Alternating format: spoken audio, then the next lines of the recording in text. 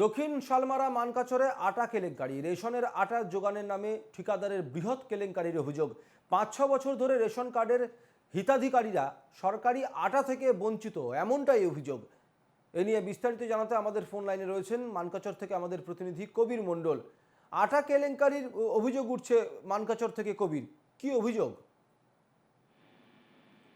হ্যাঁ সুমিত, দেখো, দক্ষিণ শালমারা মানকাছর জেলায় ১৪,০০০ কুইন্টাল আটা কেলেঙ্কারি হয়েছে বলে এক আরটিআই তথ্যে কিছুদিন আগেই বিষয়টা যখন সামনে আসে, এই বিষয়টা নিয়ে কিন্তু দেখা যাচ্ছে যেসব হিতাধিকারী রয়েছেন সমবায় সমিতি, তারা কিন্তু জেলা শাসকের কাছে লিখিত অভিযোগ দাখিল করেছে। কিন্তু তারপরেও দেখা যাচ্ছে এখন পর্যন্ত কিন্তু জেলা শাসক থেকে তারা এই বিষয়টা নিয়ে কোনো তদন্ত করা আমরা দেখতে পারিনি।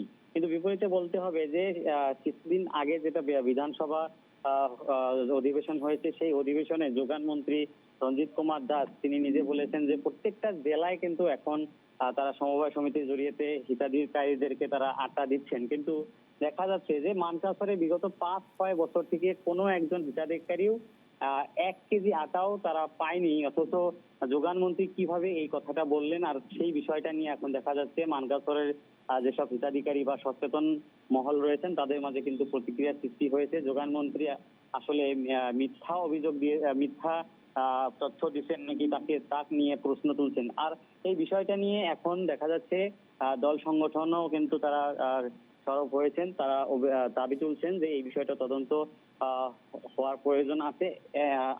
এমনকি যেহেতু এই আটা যেটা যোগান দেওয়া হয় সমবায় সমিতির জড়িয়েতে দুটো মিল রয়েছেন, সেই মিলের জড়িয়েতে সমবায় সমিতিকে আটা দেওয়া হয়, আর তারপরে সমবায় সমিতির পক্ষ থেকে তারা হিতাধিকারী যারা রয়েছেন তাদেরকে আটা বিতরণ করে। কিন্তু বিগত ৫-৬ বছরে এই মিলের যে মালিক রয়েছেন, বিশেষ করে নেকিবুর জামান খান, তার বিরুদ্ধে এই অভিযোগ রয়েছেন।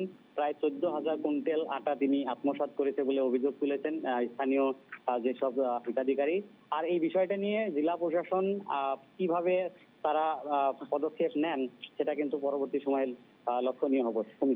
বেশ, ধন্যবাদ কবির। সঙ্গে ছিলেন মানকাচর থেকে আমাদের প্রতিনিধি কবির মণ্ডল।